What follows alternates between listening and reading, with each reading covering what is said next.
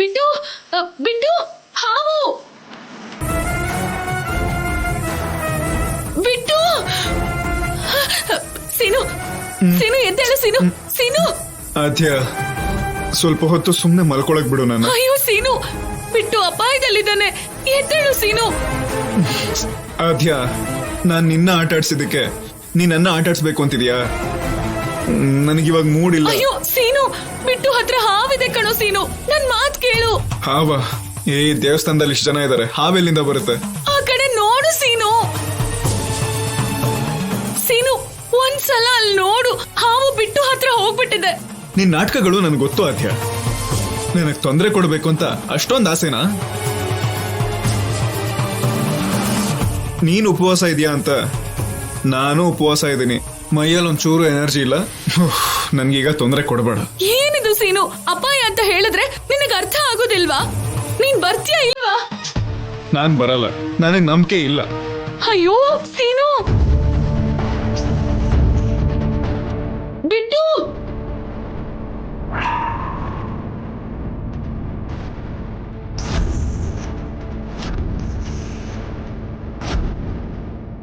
ಪೂಜೆ ಕಾರ್ಯಕ್ರಮಗಳೆಲ್ಲ ಪೂರ್ತಿಯಾಗಿ ಮುಗಿಯೋವರೆಗೂ ಆ ಗಂಟನ್ನ ತೆಗೀದೇ ಇದ್ರೆ ಆಗ ಆ ಸ್ವಾಮಿಗಳೇ ಅವರಲ್ಲಿರೋ ಮನಸ್ತಾಪಗಳನ್ನು ದೂರ ಮಾಡಿ ಒಂದು ಮಾಡ್ತಾರೆ.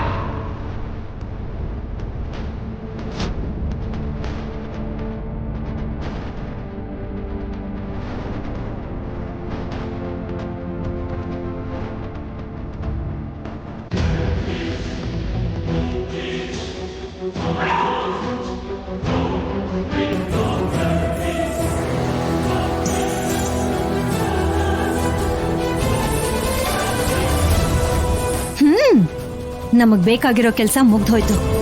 ಆ ಹಾವಿಂದ ಆಗ್ಬೇಕಾಗಿರೋ ಕೆಲಸ ಮುಗೀತು, ತಗೊಂಡ್ ಹೋಗು. ಬಾ ಬಿಟ್ಟು. ಯಾಕಕ್ಕ ನನ್ನ ಆಟ ಆಡೋಕು ಬಿಡಲ್ವಾ? ಅಲ್ಲಿ ಹಾವಿತ್ತು ಕಣೋ. ಹಾವಾ? ಎಲ್ಲಿ? ಅಲ್ಲಿ ನೋಡು, ಅಲ್ಲೇ.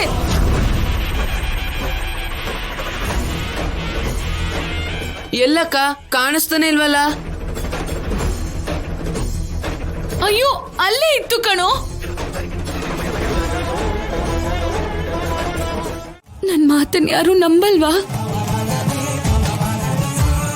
ಕೊನೆಗೆ ಸೀನು ಮೇಲೆ ನನಗಿರೋ ಪ್ರೀತಿನ ಕೂಡ ಅನುಮಾನಿಸ್ತಿದ್ದೀರಾ?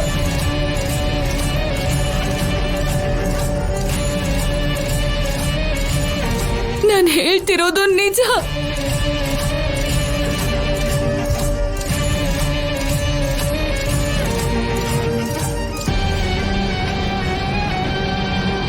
ನಮಗೆ ನಂಬಿಕೆ ಇಲ್ಲ.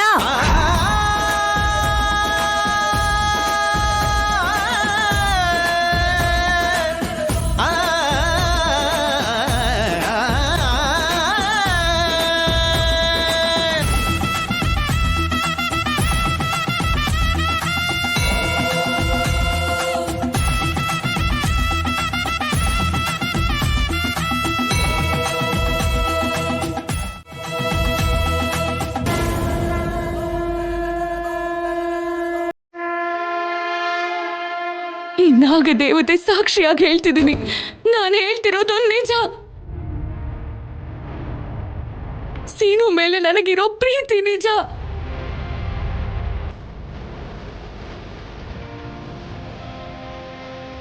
ಅವನ್ ಜೊತೆ ಸೇರಿ ಬದುಕ್ಬೇಕು ಅಂತ ಅನ್ಕೊಂಡಿರೋದು ನಿಜ. ಅವನೇ ನನ್ ಪ್ರಾಣ ಅನ್ಕೊಂಡಿರೋದು ನಿಜ.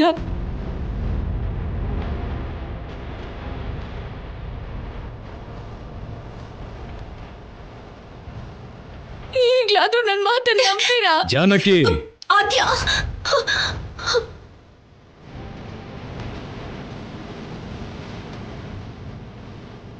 ನಾಗದೇವತೆ ಮುಂದೆ ಕರ್ಪೂರ ಬೆಳಗಿಸಿ ಆರತಿ ಮಾಡಿ ಪ್ರಮಾಣ ಮಾಡಿದಾಳೆ ಅಂದ್ರೆ ಇನ್ನು ಆದ್ಯ ಹೇಳಿದ್ದು ಸುಳ್ಳು ಅಂತ ಹೇಗ್ ಹೇಳ್ತೀರಿ?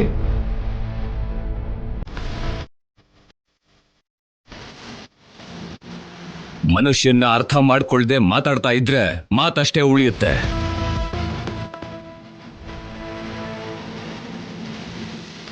ಮಾತಾಡೋ ಮೊದಲು ಸ್ವಲ್ಪ ಯೋಚನೆ ಮಾಡಿ ಮಾತಾಡು ಪದ್ಮ.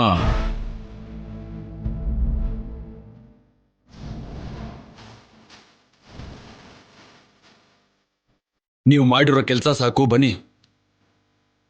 ಆದ್ಯ ಬಾಮ್ಮ ಬನ್ನಿ ಬಾಮಾದ್ಯ ಬರಜಿ ನಡಿ. ಬನ್ನಿ.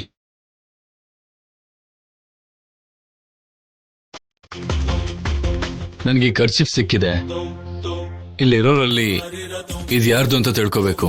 ಕಳ್ಕೊಂಡಿರೋರ್ಗೆ ಇಲ್ಲಿರೋ ಟೆನ್ಷನ್ ನೀನು ಯಾಕೆ ಹೇಳೋ? ಇಲ್ಲ, ನಂಗೆ ಬೇಕಿತ್ತು. ಏನು ಅಂದ್ಕೊಳ್ದೆ ಈ ಖರ್ಚಿಫ್ ಇಲ್ಲಿರೋರಲ್ಲಿ ಯಾರ್ದು ಅಂತ ಕೇಳ್ತೀರಾ? ನಿನಗಂತೂ ಏನೂ ಕೆಲಸ ಇಲ್ಲ, ನನಗೂ ಏನೂ ಇಲ್ಲ ಅನ್ಕೊಂಡಿದ್ಯಾನೋ? ಹೋಗಯ್ಯೋ. ಅಲ್ಲ, ದೇವಸ್ಥಾನಕ್ಕೆ ಬಂದಿದ್ಯಾ, ಕೈ ಮುಗ್ಕೊಂಡು ಹೋಗ್ಬೇಕು ಅನ್ನೋದನ್ನ ಬಿಟ್ಟು ಇದೆಲ್ಲ ಯಾಕಪ್ಪ? ನನಗೇನು ಕೆಲಸ ಇಲ್ಲದೆ ಕೇಳಿಲ್ಲ.